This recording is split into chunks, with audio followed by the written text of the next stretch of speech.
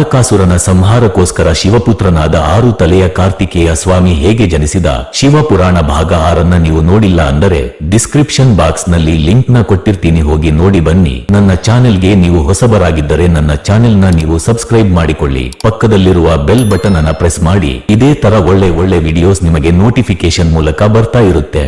ತಾರಕಾಸುರನು ತನಗೆ ಬಂದ ಮಹಾಕೋಪಾವೇಶವನ್ನು ಹತ್ತೊತ್ತಿಕೊಂಡು ತನ್ನ ಧ್ಯಾನ ಭವನಕ್ಕೆ ಹೋಗಿ ಶಿವಪಂಚಾಕ್ಷರಿಯನ್ನು ಜಪಿಸುತ್ತಾ ಧ್ಯಾನದಲ್ಲಿ ಕುಳಿತನು. ಹಾಗಿರುವಾಗ ಒಂದು ಅಶರೀರವಾಣಿ ಹೀಗೆ ಮೊಳಗಿತು, ತಾರಕ, ಚಿಂತಿಸಬೇಡ, ನಿನಗೆ ಮೋಕ್ಷವನ್ನು ಕೊಡುತ್ತೇನೆ. ಇದನ್ನು ಕೇಳಿ ಸಮಾಧಾನಗೊಂಡ ತಾರಕನು ಪೂಜೆಯನ್ನು ಮುಗಿಸಿ ಶಿವಲಿಂಗವನ್ನು ಕಂಠದಲ್ಲಿ ಧರಿಸಿ ಮತ್ತೆ ಯುದ್ಧಕ್ಕೆ ಬಂದನು. ಕುಮಾರಸ್ವಾಮಿಗೂ ತಾರಕಾಸುರನಿಗೂ ಖಾಡಾಬಾಡಿ ಯುದ್ಧವು ಪ್ರಾರಂಭವಾಯಿತು. ಕುಮಾರಸ್ವಾಮಿ ಎಷ್ಟು ಅಸ್ತ್ರಗಳನ್ನು ಪ್ರಯೋಗಿಸಿದರೂ ತಾರಕನು ಸ್ವಲ್ಪವೂ ಚಲಿಸಲಿಲ್ಲ. ಅವನಿಗೆ ಇರುವೆ ಕಚ್ಚಿದಂತೆಯೂ ಅನಿಸಲಿಲ್ಲ. ಅವನ ಕೊರಳಿನಲ್ಲಿ ಈಶ್ವರನ ಲಿಂಗವಿರುವಾಗ ಅವನನ್ನು ಯಾವ ಅಸ್ತ್ರಶಸ್ತ್ರಗಳು ಏನೂ ಮಾಡಲಾರವೆಂದು ನಾರದನು ಬಂದು ಕುಮಾರಸ್ವಾಮಿಯೊಂದಿಗೆ ಹೇಳಿದನು. ಈ ಮಾತನ್ನು ನೆನಪಿಟ್ಟುಕೊಂಡು ಕುಮಾರಸ್ವಾಮಿ ತಾರಕನ ಎದೆಯಲ್ಲಿರುವ ಶಿವಲಿಂಗವನ್ನು ಗುರಿಯಿಟ್ಟು ಆನೆಯಾಸ್ತ್ರವನ್ನು ಪ್ರಯೋಗಿಸಿದನು. ಅದರಿಂದ ಆ ಲಿಂಗವು 5 ತುಂಡುಗಳಾಗಿ ಕೆಳಗೆ ಬಿತ್ತು. ಸೂರ್ಯನು ವಿಶ್ವಕರ್ಮನು ಕೂಡಲೇ ಕೆಳಗೆ ಬಿದ್ದ ಲಿಂಗದ ತುಂಡುಗಳನ್ನು ಹೆಕ್ಕಿ ತೆಗೆದುಕೊಂಡು ಹೋಗಿ 5 ಕಡೆಗಳಲ್ಲಿ ಪ್ರತಿಷ್ಠೆ ಮಾಡಿದರು. ಆ ಸ್ಥಳಗಳು ಪಂಚಭೀಮಲಿಂಗೇಶ್ವರಗಳೆಂದು ಪ್ರಸಿದ್ಧವಾದುವು. ತಾರಕನ ಕೊರಳಿಗೆ ಕಟ್ಟಿಕೊಂಡಿದ್ದ ಶಿವಲಿಂಗವು ಯಾವಾಗ ಕೆಳಗೆ ಬಿದ್ದು ಒಡೆದು ಹೋಯಿತೋ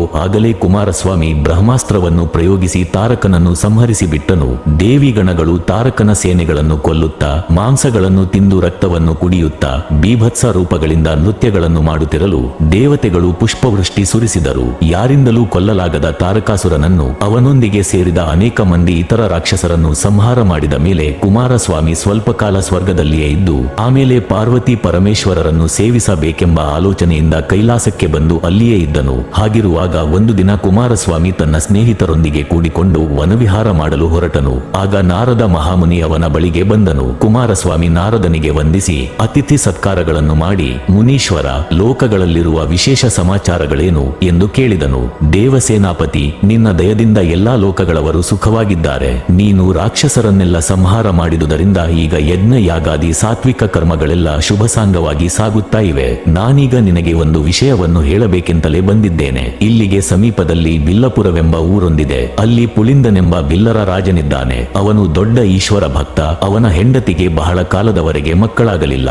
ಹೀಗಿರುವಾಗ ಆ ಬಿಲ್ಲರಾಜನಿಗೆ ವನದಲ್ಲಿ ಒಂದು ಹೆಣ್ಣು ಮಗು ದೊರಕಿತು. ಅವನು ಆ ಮಗುವನ್ನು ತಂದು ತನ್ನ ಹೆಂಡತಿಯ ಕೈಗೆ ಕೊಟ್ಟನು. ಆ ದಂಪತಿಗಳು ಆ ಮಗುವಿಗೆ ವಳ್ಳಿ ಎಂದು ಹೆಸರಿಟ್ಟು ಅತ್ಯಂತ ಅಕ್ಕರೆಯಿಂದ ಬೆಳೆಸಿದರು. ವಳ್ಳಿಯ ಅಂದಚೆಂದಗಳನ್ನು ವರ್ಣಿಸಲು ನನ್ನಿಂದ ಸಾಧ್ಯವಾಗದು. ಬಂಗಾರದ ಬೊಂಬೆ, ನೋಡಿದ ಕೂಡಲೇ ವನಲಕ್ಷ್ಮಿಯ ಹಾಗೆ ಕಾಣುತ್ತಾಳೆ. ಅವಳೇ ನಿನಗೆ ಪತ್ನಿಯಾಗುವಳೆಂದು ಬ್ರಹ್ಮನು ಮಾತಿನ ಸಂದರ್ಭದಲ್ಲಿ ನನ್ನೊಂದಿಗೆ ಹೇಳಿದನು. ಈಗ ಅವಳು ಯುಕ್ತ ವಯಸ್ಸಿಗೆ ಬಂದಿದ್ದಾಳೆ. ನೀನು ಅವಳನ್ನು ವರಿಸಿಕೊಂಡು ಸುಖಪಡುತ್ತಾ ಪ್ರಸಿದ್ಧನಾಗು ಎಂದನು ನಾರದ. ಅನಂತರ ನಾರದನು ಕುಮಾರಸ್ವಾಮಿಯಿಂದ ಅಪ್ಪಣೆ ಪಡೆದು ಬಿಲ್ಲ ರಾಜನಾದ ಪುಳಿಂದನ ಬಳಿಗೆ ಹೋದನು. ಪುಳಿಂದನು ಅವನನ್ನು ಗೌರವಿಸಿ ಕುಳ್ಳಿರಿಸಿದ ಮೇಲೆ, ಮುನೀಂದ್ರರೇ, ಸರಿಯಾದ ಸಮಯಕ್ಕೆ ಬಂದಿರಿ. ನನ್ನ ಮಗಳು ವಳ್ಳಿಗೆ ತಕ್ಕ ಗುಣ ರೂಪಗಳಿರುವ ಗಂಡನು ಎಲ್ಲಿರುವನೆಂದು ಅಪ್ಪಣೆ ಕೊಡಿಸಬೇಕು ಎಂದು ಕೇಳಿಕೊಂಡನು. ಹೌದು, ನಿನ್ನ ಮಗಳು ವಳ್ಳಿಯ ಸಂಗತಿ ಪೂರಾ ನನಗೆ ಗೊತ್ತಿದೆ. ಇವಳಿಗೆ ತಕ್ಕ ವರನೆಂದರೆ ಶಿವಪುತ್ರನಾದ ಕುಮಾರಸ್ವಾಮಿಯೇ ಸರಿ. ಅವನಿಗೆ ಕೂಡ ವಳ್ಳಿಗಿಂತ ತಕ್ಕವಳು ಬೇರೆ ಯಾರೂ ದೊರಕರು. ಬೇಗದಲ್ಲೇ ಕುಮಾರಸ್ವಾಮಿ ವನವಿಹಾರಕ್ಕೆ ಬಂದು ವಳ್ಳಿಯನ್ನು ನೋಡಿ ಒಲಿಯುತ್ತಾನೆಂದು ನಂಬು.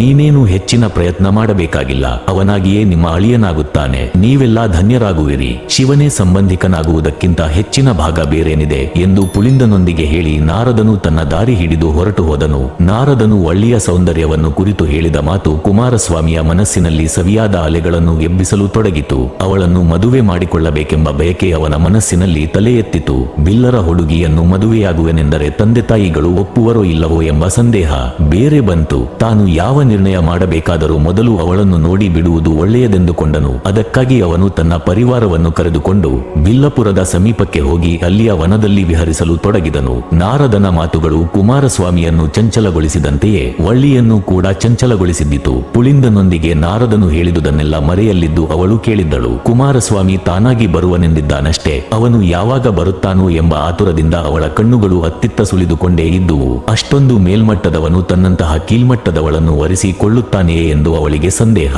ತನ್ನ ತಾಯಿ ತಂದೆಯರು ತನ್ನನ್ನು ಬೆಳೆಸಿದವರೇ ಹೊರತು ಹಡೆದವರು ಅಲ್ಲವೆಂಬುದು ಅವಳಿಗೆ ಸಮಾಧಾನ ಕೊಡುತ್ತಿತ್ತು. ಒಂದು ವೇಳೆ ಕುಮಾರಸ್ವಾಮಿ ತನ್ನನ್ನು ಮದುವೆ ಮಾಡಿಕೊಳ್ಳದಿದ್ದರೆ ತಾನು ಶರೀರ ತ್ಯಾಗ ಮಾಡುವುದೇ ಸರಿ ಎಂದು ನಿಶ್ಚಯ ಮಾಡಿಕೊಂಡಳು ವಳ್ಳಿ. ಆ ದಿನ ಅವಳು ತನ್ನ ತಂದೆ ತಾಯಿಗಳೊಂದಿಗೆ ಏನು ಹೇಳದೆ ಕೆಲ ಮಂದಿ ಗೆಳತಿಯರನ್ನು ಕೂಡಿಕೊಂಡು ವನವಿಹಾರ ಮಾಡಲು ಹೊರಟಳು. ಸ್ವಲ್ಪ ಹೊತ್ತು ವಿಹರಿಸಿ ಒಂದು ಸಣ್ಣ ಮಾವಿನ ಮರದ ಬುಡದಲ್ಲಿ ಕುಳಿತಳು. ಆಗ ಕುಮಾರಸ್ವಾಮಿ ತನ್ನವರೊಂದಿಗೆ ಅಲ್ಲಿಗೆ ಬಂದು ಸ್ವಲ್ಪ ದೂರದಲ್ಲಿದ್ದ ಮತ್ತೊಂದು ಮರದ ಕೆಳಗೆ ಕುಳಿತುಕೊಂಡನು. ಆಗ ಒಳ್ಳೆಯ ಗೆಳತಿಯರಲ್ಲಿ ಒಬ್ಬಳು ಕುಮಾರಸ್ವಾಮಿಯ ಬಳಿಗೆ ಹೋಗಿ, ಅಯ್ಯ, ನಮ್ಮ ವನಕ್ಕೆ ಬಂದಿರುವ ನೀವು ಯಾರು? ಎಲ್ಲಿಂದ ಬಂದಿದ್ದೀರಿ? ಈ ಪುಷ್ಪವನವು ಪುಳಿಂದ ರಾಜಕುಮಾರಿಯಾದ ವಳ್ಳಿದೇವಿ ವಿಹರಿಸುವ ಸ್ಥಳ.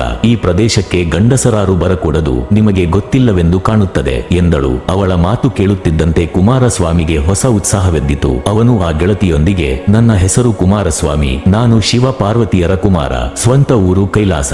ನಿಮ್ಮ ಒಳ್ಳೆಯ ಸಮಾಚಾರ ಕೇಳುವಂತಿದ್ದರೆ ಇನ್ನಿಷ್ಟು ಹೇಳು ಎಂದನು. ಇದು ಬಿಲ್ಲರ ರಾಜ್ಯ.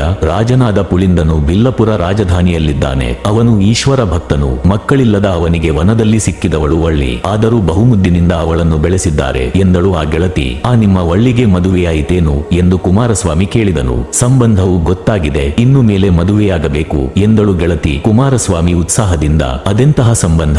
ಯಾರೊಂದಿಗೆ? ವರನು ಯಾರು ಎಂದು ಕೇಳಿದನು. ನಿನ್ನೆ ನಮ್ಮ ರಾಜನ ಹತ್ತಿರ ನಾರದ ಮುನಿ ಬಂದಿದ್ದನು. ಶಿವನ ಕುಮಾರನಾದ ಕುಮಾರಸ್ವಾಮಿ ಬಂದು ನಮ್ಮ ವಳ್ಳಿಯನ್ನು ಮದುವೆ ಮಾಡಿಕೊಳ್ಳುತ್ತಾನೆಂದು ರಾಜನೊಂದಿಗೆ ಹೇಳಿ ಹೋದನು. ಅದನ್ನು ವಳ್ಳಿಯೂ ಕೇಳಿಸಿಕೊಂಡಳು. ಆಗಿನಿಂದ ನಮ್ಮ ವಳ್ಳಿ ಆ ಕುಮಾರಸ್ವಾಮಿಯನ್ನೇ ನೆನೆದುಕೊಂಡು ಕಸಿವಿಸಿಯಾಗಿದ್ದಾಳೆ. ಈಗ ಅವಳಿಗೆ ಕ್ಷಣವೂ ಒಂದು ಯುಗದ ಹಾಗಾಗಿದೆ. ಅವಳ ಸಂಕಟ ನೋಡಲಾಗದೆ ನಾವು ಅವಳನ್ನು ವನವಿಹಾರಕ್ಕೆ ಕರೆದುಕೊಂಡು ಬಂದೆವು. ಈಗ ಅವಳು ಆ ಮಾವಿನ ಮರದ ಬುಡದಲ್ಲಿ ಕುಳಿತಿದ್ದಾಳೆ. ನೀನು ಇಲ್ಲಿಯೇ ಇರು, ನಾನು ಹೋಗಿ ವಳ್ಳಿಯನ್ನು ಕರೆದುಕೊಂಡು ಬರುತ್ತೇನೆ ಎಂದು ಹೇಳಿ ಆ ಗೆಳತಿ ಹೋಗಿ ವಳ್ಳಿಯನ್ನು ಕೈ ಹಿಡಿದು ಎಳೆದುಕೊಂಡೇ ಬಂದಳು. ಕುಮಾರಸ್ವಾಮಿ ವಳ್ಳಿಯ ಕೈಯನ್ನು ತಾನು ಹಿಡಿದು, ವಳ್ಳಿ, ನಾನೇ ಕುಮಾರಸ್ವಾಮಿ, ನಿನ್ನನ್ನು ಮದುವೆಯಾಗಲಿಕ್ಕೆ ಬಂದೆನು ಎಂದನು. ವಳ್ಳಿ ತಲೆ ತಗ್ಗಿಸಿಕೊಂಡು, ನನ್ನನ್ನು ಮದುವೆಯಾಗಬೇಕಾದರೆ ನನ್ನ ತಾಯಿ ತಂದೆಯರ ಅನುಮತಿ ಪಡೆಯಬೇಕು. ಲೋಕನಿಂದೆ ಬರುವಂಥ ಕೆಲಸ ಮಾಡಬಾರದು. ಸ್ವಲ್ಪ ಹೊತ್ತು ಇಲ್ಲಿಯೇ ಇರಿ, ನಾನು ಹೋಗಿ ತಾಯಿ ತಂದೆಯರ ಅನುಮತಿ ಕೇಳಿ ಬರುತ್ತೇನೆ ಎಂದು ವಳ್ಳಿ ತುಂಬಿದ ಆನಂದದೊಂದಿಗೆ ತನ್ನ ಕೈಯನ್ನು ಬಿಡಿಸಿಕೊಂಡು ಗೆಳತಿಯರೊಂದಿಗೆ ಬೇಗನೆ ಮನೆಗೆ ಹೋದಳು. ಅವಳಿಂದ ಪುಳಿಂದನು ನಡೆದ ಸಂಗತಿಯನ್ನು ತಿಳಿದು ಅತ್ಯಂತ ಸಂಭ್ರಮದಿಂದ ತನ್ನ ಪರಿವಾರದವರನ್ನೆಲ್ಲ ಕರೆದುಕೊಂಡು ಕುಮಾರಸ್ವಾಮಿಯ ಬಳಿಗೆ ಬಂದನು.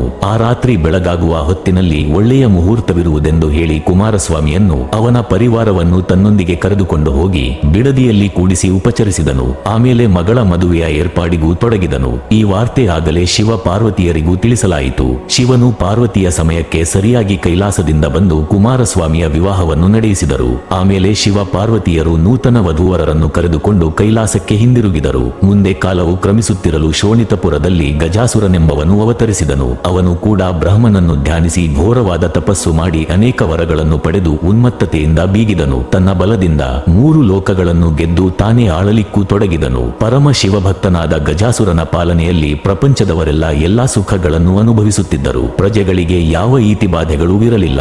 ಒಂದು ದಿನ ನಾರದನು ಗಜಾಸುರನ ಬಳಿಗೆ ಹೋಗಿ ಅವನಿಂದ ಅತಿಥಿ ಮರ್ಯಾದೆಗಳನ್ನು ಪಡೆದ ಮೇಲೆ, ಗಜ, ನೀನು ದೊಡ್ಡ ಈಶ್ವರ ಭಕ್ತನು, ಶಿವನನ್ನು ನಿನ್ನ ಹೃದಯದೊಳಗೆ ಇರಬೇಕೆಂದು ಕೇಳಬಾರದೇನು ಎಂದನು. ಈ ಮಾತು ಗಜಾಸುರನಿಗೆ ತುಂಬಾ ಪ್ರಿಯವಾಯಿತು. ಅವನು ತನ್ನ ಪೂಜೆಯಿಂದ ಶಿವನನ್ನು ಪ್ರತ್ಯಕ್ಷ ಮಾಡಿಕೊಂಡು ತನ್ನ ಹೃದಯದೊಳಗೆ ಇರಬೇಕೆಂದು ವರ ಕೇಳಿದನು. ಶಿವನು ಅದಕ್ಕೆ ಸಮ್ಮತಿಸಿ ಗಜಾಸುರನ ಹೃದಯದೊಳಗೆ ಇದ್ದು ಅವನ ಮಾನಸಿಕ ಪೂಜೆಗಳನ್ನು ಸ್ವೀಕರಿಸಿಕೊಳ್ಳತೊಡಗಿದನು. ಶಿವನು ಎಲ್ಲಿ ಹೋದನೋ ಏನಾದನೋ ಎಂದು ಪಾರ್ವತಿಗೆ ತಿಳಿಯಲಿಲ್ಲ. ಅವಳು ರುದ್ರಗಣಗಳಿಂದ ಲೋಕಗಳಲ್ಲೆಲ್ಲ ಹುಡುಕಾಡಿಸಿದಳು. ಕಡೆಗೆ ಶಿವನು ಲಿಂಗರೂಪದಲ್ಲಿ ಗಜಾಸುರನ ಹೃದಯದೊಳಗೆ ಇರುವನೆಂಬ ಸಂಗತಿ ಅವಳಿಗೆ ತಿಳಿಯಿತು. ಇದಿಷ್ಟು ಶಿವಪುರಾಣ 7ನೇ ಭಾಗ. ಮುಂದಿನ ಭಾಗಕ್ಕೋಸ್ಕರ ನನ್ನ ಚಾನೆಲ್ಗೆ ನೀವು ಹೊಸಬರಾಗಿದ್ದರೆ ನನ್ನ ಚಾನೆಲ್ನ ನೀವು ಸಬ್ಸ್ಕ್ರೈಬ್ ಮಾಡಿಕೊಳ್ಳಿ. ಪಕ್ಕದಲ್ಲಿರುವ ಬೆಲ್ ಬಟನ್ ಅನ್ನು ಪ್ರೆಸ್ ಮಾಡಿ. ಇದೇ ತರ ಒಳ್ಳೆ ವಿಡಿಯೋಸ್ ನಿಮಗೆ ನೋಟಿಫಿಕೇಶನ್ ಮೂಲಕ ಬರ್ತಾ ಇರುತ್ತೆ. Thank you for watching.